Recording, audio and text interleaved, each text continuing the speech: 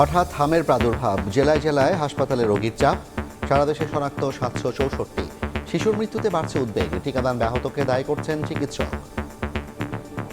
কেউ ঘামে আক্রান্ত ছিল, এই থেকে এই পোলা আমার এই অবস্থা। টিকা আমরা ৯ মাসে দিতে পারি নাই। জ্বর, সর্দি, কাশি, শরীর ব্যথা। যখন র্যাশটা ডেভেলপ করে তখন চিকিৎসক সন্দেহ করতে পারেন যে এটা একটা হামের রোগী হতে পারে। জীবন রক্ষায় বাড়ানো হয়েছে ভেন্টিলেটর, দ্রুতই শুরু হবে টিকা ক্যাম্পেইন। 2018 পরে আর কোনো ক্যাম্পিং হয় নাই। আমরা টিকা আনার জন্য ৬০৪ কোটি টাকা বরাদ্দ করেছি। দ্রুত গতিতে ইনশাল্লাহ আমরা ভ্যাকসিন আনবো। দেখছিলেন প্রধান শিরোনাম। রাত 11টার সময় সঙ্গে আছি আমি জাফর সাদিক। এছাড়া খেলার খবর জানাতে সঙ্গে থাকবেন জাফর। আপনাকে ধন্যবাদ। বিশ্বের নানা প্রান্তের খেলাধুলার খবর জানিয়ে দিব আমি সাজিদ মুস্তাহিদ। এবার অন্যান্য শীর্ষ সংবাদ। পাম্পে সংকটের মধ্যে এই লরি থেকে তেল বিক্রি, ট্যাঙ্কেও অবৈধ মজুত। 7 জেলায় অভিযানে জব্দ প্রায় ৯৫,০০০ লিটার। জড়িতদের জেল জরিমানা, মজুতের তথ্য দিলে পুরস্কার। ১২৯ ক্রীড়াবিদকে সম্মাননা ও ক্রীড়া কার্ড তুলে দিলেন প্রধানমন্ত্রী। ৩০ এপ্রিল সিলেট থেকে শুরু নতুন করে স্পোর্টস। খেলোয়াড়দের রাজনীতিতে না জড়ানোর আহ্বান। জুলাই যোদ্ধাদের সুরক্ষায় সম্মত সরকারি দল। গণভোট আদেশ হওয়ায় উত্থাপন হবে না সংসদে। অধ্যাদেশ হলে উত্থাপন জানালেন স্বরাষ্ট্রমন্ত্রী। এবং ১/১১-তে তারেক রহমানকে নির্যাতনকারীদের একজন সাবেক ডিজিএফআই কর্মকর্তা আফজাল বেগম জিয়ার চিকিৎসাও দেন বাধা। আদালতে রাষ্ট্রপক্ষ ৬ দিনের রিমান্ড।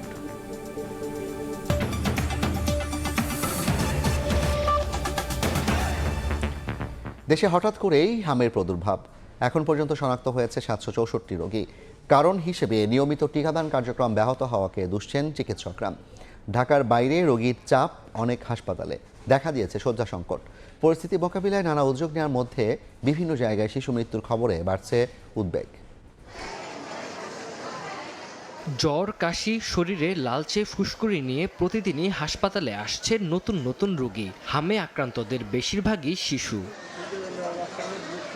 রোগীর চাপ এতটাই বেশি যে অনেক হাসপাতালে দেখা দিয়েছে শয্যা সংকট। চলতি বছরের প্রথম ৩ মাসে বরিশাল বিভাগে হামে আক্রান্ত ১৩০ জন, যার মধ্যে শেরেবাংলা মেডিকেলে চিকিৎসা নিয়েছেন ৮৯ জন। ৭৮ শয্যার শিশু ওয়ার্ডে চিকিৎসা নিচ্ছেন ১৯৬ জন। স্বজনদের অভিযোগ, সংক্রমণের উচ্চ ঝুঁকি থাকলেও হামসহ সব ধরনের রোগে আক্রান্তদের রাখা হচ্ছে একসঙ্গে। 5টা ইনজেকশন করা হয়েছে।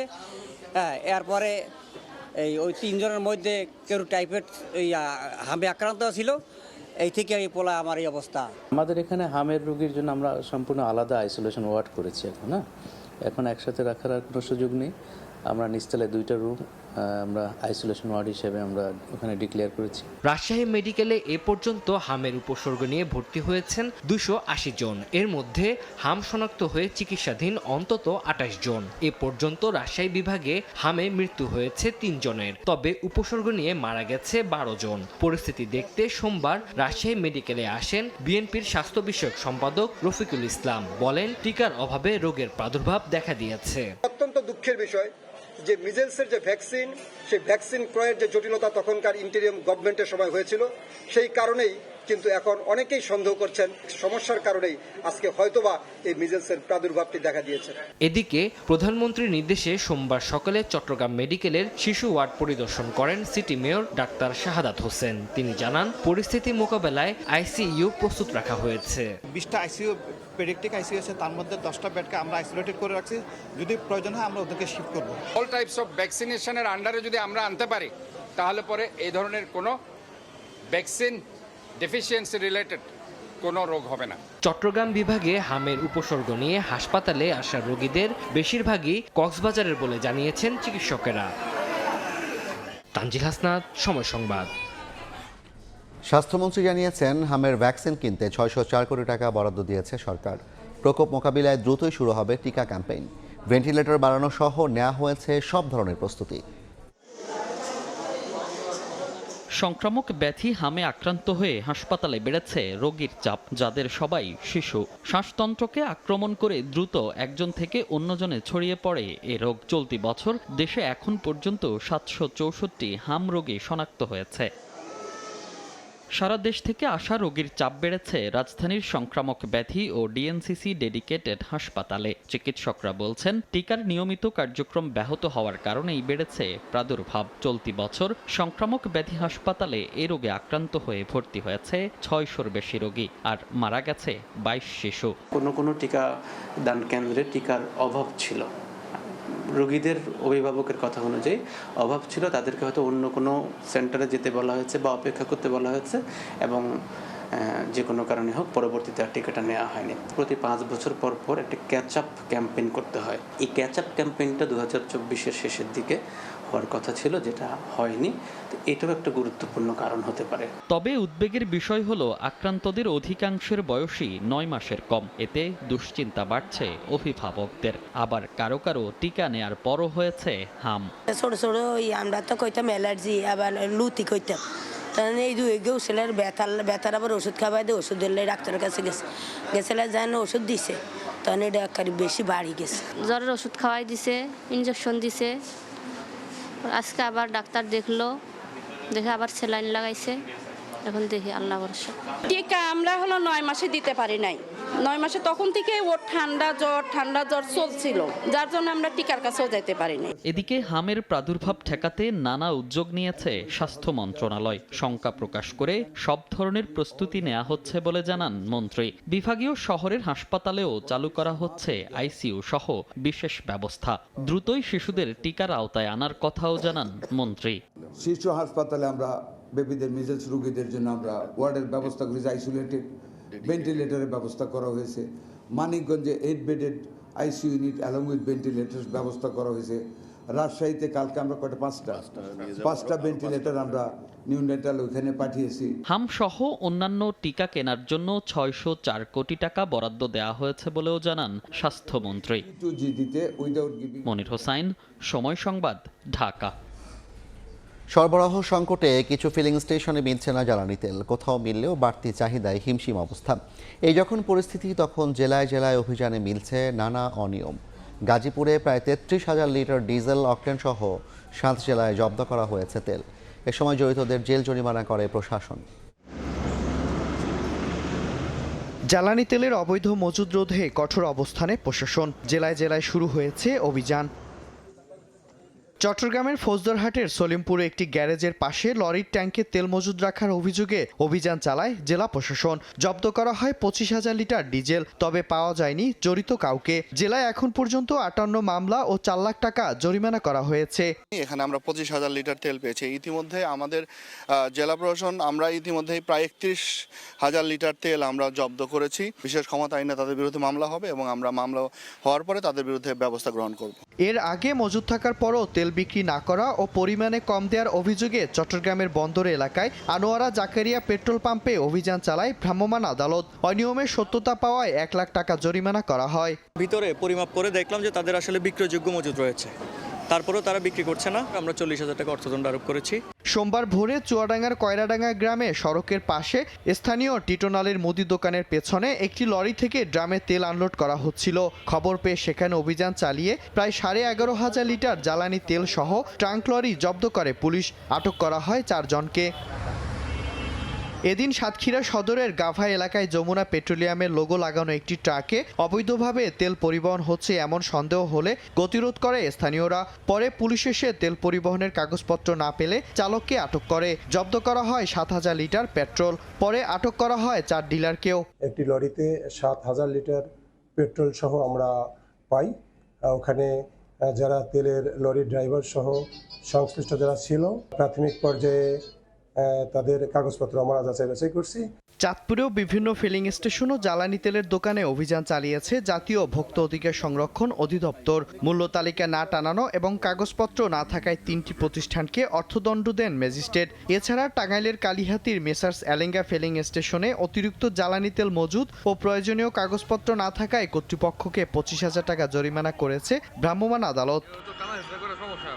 এদিকে বিকেলে রাজধানীর কুড়িল প্রগতি সরণির কাজী মোটরস নামে একটি মোটরস পার্টসের দোকানে অভিযান চালিয়ে অবৈধভাবে মজুদ করা 350 লিটার জ্বালানি তেল জব্দ করেছে আইনশৃঙ্খলা বাহিনী। এ সময় আটক করা হয় 1 জনকে। মিরন আহমেদ, সময় সংবাদ। দেশে জ্বালানি তেলের ঘাটতি নেই, সরবরাহ স্বাভাবিক থাকলেও অবৈধ মজুদের কারণে তৈরি হচ্ছে কৃত্রিম সংকট।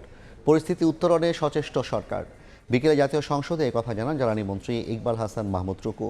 আর পররাষ্ট্র প্রতিমন্ত্রী শামা ওবায়েদ জানান, মধ্যপ্রাচ্যের বাইরে থেকেও জ্বালানি তেল আমদানিতে কাজ করছে সরকার। কোথাও বন্ধ ফিলিং স্টেশন, আবার কোথাও যানবাহনের দীর্ঘ সারি, ঘন্টার পর ঘন্টা অপেক্ষায় চরম ভোগান্তি। প্রায় মাসখানেক ধরেই দেশ জুড়ে এমন চিত্র। আমাদের কাছে আরেকটা নোটিশ এসেছে। সোমবার জাতীয় সংসদ অধিবেশনেও উঠে এলো জ্বালানি সংকট প্রসঙ্গ। আজকেও ঢাকাতেও পেট্রোল পাম্প থেকে ঘুরে এসেছি, আমার গাড়িতে তেল পাইনি। এমন অবস্থায় ৩০০ বিধিতে বিবৃতিতে বিদ্যুৎ ও জ্বালানি মন্ত্রী জানান, জ্বালানি তেলের সরবরাহ স্বাভাবিক থাকলেও কৃত্রিমভাবে সংকট তৈরি করা হয়েছে। এর বিরুদ্ধে ব্যবস্থা নিচ্ছে সরকার। কিছু সংখ্যক অসৎ ব্যবসায়ী ও কিছু কুচক্রী মহল জ্বালানি তেল পাচারে জড়িত রয়েছে। সরকার জনগণের সাথে নিয়ে এই কঠোর হস্তে দমন করতে বদ্ধপরিকর। মন্ত্রী জানান, বৈশ্বিক সংকটের মধ্যেও জ্বালানির দাম না বাড়িয়ে জনস্বার্থে বড় অঙ্কের ভর্তুকি দিচ্ছে সরকার। মার্চ জুন প্রান্তিক মোট ভর্তুকির প্রয়োজন হবে ডিজেলের ক্ষেত্রে 15,409 কোটি টাকা, অক্টিনের ক্ষেত্রে 636 কোটি টাকা। এর আগে প্রশ্নোত্তর পর্বে পররাষ্ট্র প্রতিমন্ত্রী জানান, বিকল্প উৎস থেকে জ্বালানি তেল আমদানির চেষ্টা চলছে। জ্বালানির কোনো সংকট বর্তমানে বাংলাদেশে নেই। আচ্ছা, দ্বিতীয় কথা হচ্ছে মধ্যপ্রাচ্য ছাড়াও যে সকল সোর্স থেকে আমরা জ্বালানি আনতে পারি সে ব্যাপারে আমরা নিরলস কাজ করে যাচ্ছি এবং ইনশাল্লাহ আমরা সেটাতে সফল হব। ইরান যুদ্ধের প্রেক্ষাপটে দেশবাসীকে জ্বালানি সাশ্রয়ী হওয়ার আহ্বান জানান মন্ত্রীরা। প্রয়োজনের অতিরিক্ত জ্বালানি ক্রয় না করা। ফারুক ভিয়া, রবিন, সময় সংবাদ, ঢাকা। দেশের ক্রীড়াঙ্গনে সূচনা হলো ঐতিহাসিক অধ্যায়ের। খেলাধুলাকে মর্যাদাপূর্ণ পেশা হিসেবে প্রতিষ্ঠিত করতে জাতীয় ক্রীড়াবিদদের বেতন কাঠামোর আওতায় এনেছে সরকার। সকালে প্রধানমন্ত্রীর কার্যালয়ে ক্রীড়া কার্ড ও বিশেষ সম্মাননা প্রদান কার্যক্রমের উদ্বোধন করেন প্রধানমন্ত্রী তারেক রহমান।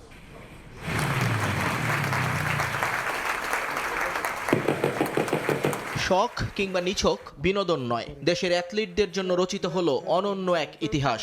এখন থেকে ক্রীড়াবিদদের পরিচয় কেবল পদকেই সীমাবদ্ধ থাকবে না, রূপ নিল মর্যাদাপূর্ণ পেশায়। সোমবার আন্তর্জাতিক পর্যায়ে সাফল্য অর্জনকারী 129 কৃতী ক্রীড়াবিদকে বিশেষ সম্মাননা জানান প্রধানমন্ত্রী তারেক রহমান। উদ্বোধন করেন বহুল প্রতীক্ষিত ক্রীড়া কার্ড এবং বিশেষ বেতন কাঠামো।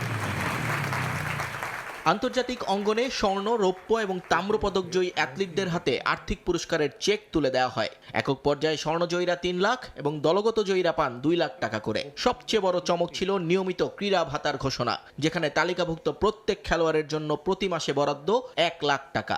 বর্তমান সরকারের ক্রীড়া উন্নয়ন দর্শনের বাস্তবায়নে আমরা নির্বাচনী ইশতেহারে বর্ণিত ক্রীড়াক্ষেত্রের প্রতিটি প্রতিশ্রুতি বাস্তবায়নে কাজ করে যাচ্ছি। এই কার্ড শুধু পরিচয় নয়, এটি ক্রীড়াবিদদের মর্যাদা ও ভবিষ্যৎ নিরাপত্তা নিশ্চয়তা দিবে। সভাপতির ভাষণে তৃণমূলের প্রতিভা অন্বেষণে 30 এপ্রিল থেকে সারা দেশে নতুন করে স্পোর্টস কর্মসূচি শুরুর ঘোষণা দেন প্রধানমন্ত্রী। তোমাদেরকে একটা সিকিউর জায়গায় মেয়েরা যাতে প্র্যাকটিস করতে পারে, খেলতে পারে, সেইটা মোটামুটি মাঠটার সিলেকশন সবকিছুই হয়ে গিয়েছে। 30 এপ্রিল সিলেট থেকে আমরা শুরু করতে যাচ্ছি নতুন করে স্পোর্টস, এবং একই সাথে ইনশাল্লাহ এটা সারা দেশে শুরু হবে। এ সময় পেশাদার ক্রীড়াবিদদের সক্রিয় রাজনীতিতে না আসার আহ্বান জানান তারেক রহমান। পেশাদার খেলোয়াড়ি জীবনে আপনারা কোনো রাজনৈতিক দল বা গোষ্ঠীর প্রতিনিধি নন বা হবেন না দয়া করে, বরং ক্রীড়া নৈপুণ্য দিয়ে দেশের প্রতিনিধি হয়ে উঠবেন আপনারা। ক্রীড়াবিদদের সামাজিক ও আর্থিক নিরাপত্তা নিশ্চিতের মাধ্যমে অদূর ভবিষ্যতে অলিম্পিক কিংবা এশিয়ান গেমসের মতো বিশ্বমঞ্চে বাংলাদেশ নতুন ইতিহাস লিখবে, এমনই আকাশ ছোঁয়া স্বপ্ন এখন দেশের কোটি ক্রীড়াপ্রেমীর। নিয়ন মুহাইমিন, সময় সংবাদ। জুলাই যোদ্ধাদের সুরক্ষা সংক্রান্ত অধ্যাদেশ গ্রহণে সরকারি দল সম্মত হয়েছে বলে জানিয়েছেন স্বরাষ্ট্রমন্ত্রী। গণভোট আদেশ হওয়ায় তা সংসদে উত্থাপিত হবে না, অধ্যাদেশ হলে সংসদে উঠত বলেও জানান তিনি। গণভোটকে অবৈধ বলার সুযোগ নেই বলে মন্তব্য করেছেন এনসিপি সদস্য সচিব আখতার হোসেন। সংসদ অধিবেশন শেষে কথা বলেন তারা। আমাদের মাননীয় সংসদ সদস্যকে ধন্যবাদ জানাই। প্রথম অধিবেশনের চতুর্থ দিনের অধিবেশন শুরু হয় সোমবার বিকাল 3:30টায়। দিনের কার্যসূচির প্রশ্নোত্তর পর্বে জুলাই অভ্যুত্থানে পুলিশের ভূমিকা নিয়ে প্রশ্ন তোলেন রংপুর 4 আসনের সংসদ সদস্য আখতার হোসেন। বলেন, বাহিনীর সদস্যরা যারা জনগণের উপর গুলি চালিয়েছে এবং গুম খুনের সঙ্গে জড়িত তাদের বিরুদ্ধে কী ব্যবস্থা নিচ্ছে সরকার। পুলিশ হত্যা নামক একটা ফ্রেম ব্যবহার করা হচ্ছে আওয়ামী লীগের তরফ থেকে আগস্টের এই ঘটনা প্রবাহের ভিত্তিতে। আমরা সেক্ষেত্রে স্বরাষ্ট্রমন্ত্রীর কাছে স্পষ্টভাবে জানতে চাই, এই যে একটা বিশৃঙ্খলা তৈরি করা হচ্ছে, সেই বিশৃঙ্খলাগুলো দূরীকরণে স্বরাষ্ট্র মন্ত্রণালয়ের পক্ষ থেকে কোনো উদ্যোগ আছে কিনা আপনার মাধ্যমে জানতে চাই। জবাবে স্বরাষ্ট্রমন্ত্রী বলেন, জুলাই যোদ্ধাদের ওপর যারা সশস্ত্র হামলা চালিয়েছে তারা যে বাহিনীর পোশাকেই হোক সবাই অপরাধী। সব মামলার সুষ্ঠু তদন্ত হবে। এছাড়া দেশে কোনো মব সংস্কৃতি থাকবে না বলেও সংসদকে জানান স্বরাষ্ট্রমন্ত্রী। জুলাই যোদ্ধাদের বিরুদ্ধে, সাধারণ জনগণের বিরুদ্ধে যারা সশস্ত্র হামলা চালিয়েছে তারা সবাই অপরাধী এবং তাদের বিরুদ্ধে মামলা দায়ের হয়েছে, না হলে আপনারা দায়ের করবেন এবং সকল মামলার সুষ্ঠু তদন্ত হবে। বিচার করার দায়িত্ব বিচার বিভাগে, জুডিশিয়ারির বিচার হবে ইনশাআল্লাহ। বাংলাদেশে কোনো রকমের মফ কালচার আর থাকবে না। অধিবেশন শেষে বেরিয়ে স্বরাষ্ট্রমন্ত্রী বলেন, অধ্যাদেশ না হয় গণভোট সংসদে উত্থাপন হবে না। অন্যদিকে গণরায় উপেক্ষা করার সুযোগ নেই বলে মন্তব্য করেন আখতার হোসেন। এটা অধ্যাদেশই নয়, সেজন্য এটা সংসদে উত্থাপিত হয়নি। 133টা অধ্যাদেশ ছিল, এটা তার বাইরে একটি আদেশ। তা আদেশ সংসদে উত্থাপিত হয় না এবং এই আদেশটা বৈধ কি বৈধ না সেই বিষয়ে জুডিশিয়ারিতে এখন চ্যালেঞ্জ হয়ে আছে। একটা রিটে রুল জারি হয়েছে। সরকার দল গণভোটের জন্য যে অধ্যাদেশ, সেই অধ্যাদেশকে তারা যদি সংসদে অ্যাপ্রুভ নাও করেন, যে গণভোট অনুষ্ঠিত হয়েছে সেটাকে কোনোভাবেই অবৈধ বলার কোনো সুযোগ নেই, বরং গণভোট অবশ্যই বৈধ এবং আইনগতভাবে তার বৈধতাকে কোনোভাবেই আর চ্যালেঞ্জ করা যাবে না। সোমবার অধিবেশনে 31 মার্চ জুলাই সনদ নিয়ে সংসদে আলোচনার জন্য 2 ঘন্টা সময় নির্ধারণ করা হয়েছে। সানবীর রূপল, সময় সংবাদ, ঢাকা। 11 আমলে তারেক রহমানকে গ্রেফতার করে নির্যাতনে জড়িতদের একজন সাবেক ডিজিএফআই কর্মকর্তা আফজাল নাসের। জুলাই হত্যা মামলায় নির্মাণ শুনানিতে রাষ্ট্রপক্ষের কৌঁসুলি আরও বলেন, ইউনাইটেড হাসপাতালে বেগম খালেদা জিয়ার চিকিৎসায়ও বাধা তৈরি করেন তিনি। শুনানি শেষে আফজালের 6 দিনের রিমান্ড মঞ্জুর করেন আদালত। 2006 থেকে 2008 সাল পর্যন্ত ডিজিএফআই কর্মরত ছিলেন আফজাল নাসের। 11 সময়ে প্রধানমন্ত্রী তারেক রহমান সহ বহু রাজনৈতিক নেতাদের নির্যাতনে বারবার নাম আসে তার। জুলাইয়ের আন্দোলনে মিরপুরের দেলোয়ার হত্যা মামলায় রোববার মধ্যরাতে আফজাল নাসেরকে আটক করে ডিবি। সোমবার বিকেলে আদালতে নিয়ে 7 দিনের রিমান্ড আবেদন করা হয়। উভয় পক্ষের শুনানি শেষে বিচারক 6 দিনের রিমান্ড মঞ্জুর করেন। দেলোয়ার নামে একজন আন্দোলনকারীকে হত্যা করা হয়, সেই ঘটনার সঙ্গে তদন্তকারী কর্মকর্তা এই আজকে যে আফজাল নাসের তার সম্পৃক্ততা পাওয়া যায়, সেই জন্য তাকে আজকে গ্রেপ্তার করে জিজ্ঞাসাবাদ করার জন্য তদন্তকারী কর্মকর্তা তাকে আদালতে উপস্থাপন করেন। শুনানিতে বয়স বিবেচনায় রিমান্ড বাতিলের আবেদন করেন আসামি পক্ষের আইনজীবীরা। এ সময় রাষ্ট্রপক্ষ বলেন, বেগম খালেদা জিয়া বয়োবৃদ্ধ হওয়া সত্ত্বেও ইউনাইটেড হাসপাতালে চিকিৎসা নেওয়ায় বাধা দিয়েছিলেন আফজাল। দেশনেত্রী বেগম খালেদা জিয়া তিনি অনুরূপায় হয়ে ইউনাইটেড হসপিটালে চিকিৎসা নেওয়ার জন্য তাকে নেওয়া হয়েছিল, কিন্তু এই আফজাল নাসের ইউনাইটেড গ্রুপের প্রশাসনিক কর্মকর্তা থাকার কারণে তার ক্ষমতা ব্যবহার করে তাকে ইউনাইটেড হসপিটালেও চিকিৎসা নিতে দেয় নাই। এ পর্যন্ত 11 কুশীলব 3 সেনা কর্মকর্তাকে গ্রেফতার করেছে আইন শৃঙ্খলা বাহিনী। আসিফ মোহাম্মদ সিয়াম, সময় সংবাদ, ঢাকা। এবার বাণিজ্যের সংবাদ।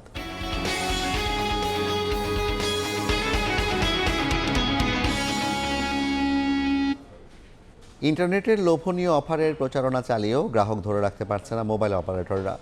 গেল জুলাই থেকে জানুয়ারি পর্যন্ত 7 মাসে গ্রাহক কমেছে 73 লাখ।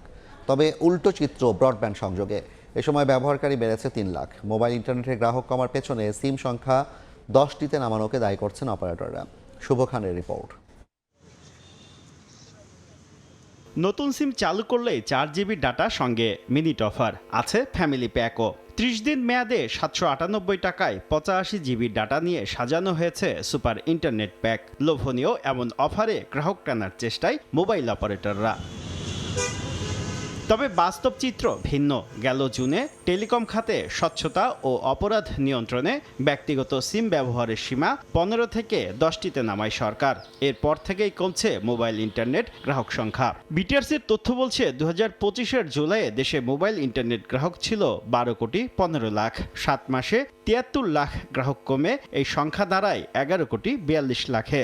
এই পরিস্থিতির জন্য ডাটা ব্যবহারের খরচ বেড়ে যাওয়ার অভিযোগ গ্রাহকের। ডাটার ভ্যালিডিটি অনেক কম থাকে কিন্তু প্রাইস অনেক বেশি। স্টুডেন্ট ফ্রেন্ডলি ডাটা প্যাকেজ বা এটার ভ্যালিডিটি একটু যদি বেশি থাকতো। ডাটা প্যাকেজের প্রাইস অনেক বেড়ে গেছে, প্রাইসটা এখন আরো কম হইলে আমাদের জন্য ভালো হতো। যদিও ইন্টারনেট গ্রাহক কমার প্রভাব পড়েনি বড় 2 অপারেটর গ্রামীণফোন ও রবি রায়ে। পুঁজিবাজারে তালিকাভুক্ত গ্রামীণফোন বলছে সালের চতুর্থ প্রান্তিকে মোট ৩,৮৫৮ কোটি টাকা আয় করেছে তারা, যা ২০২৪ সালের একই সময়ের তুলনায় ৩.৩% বেশি।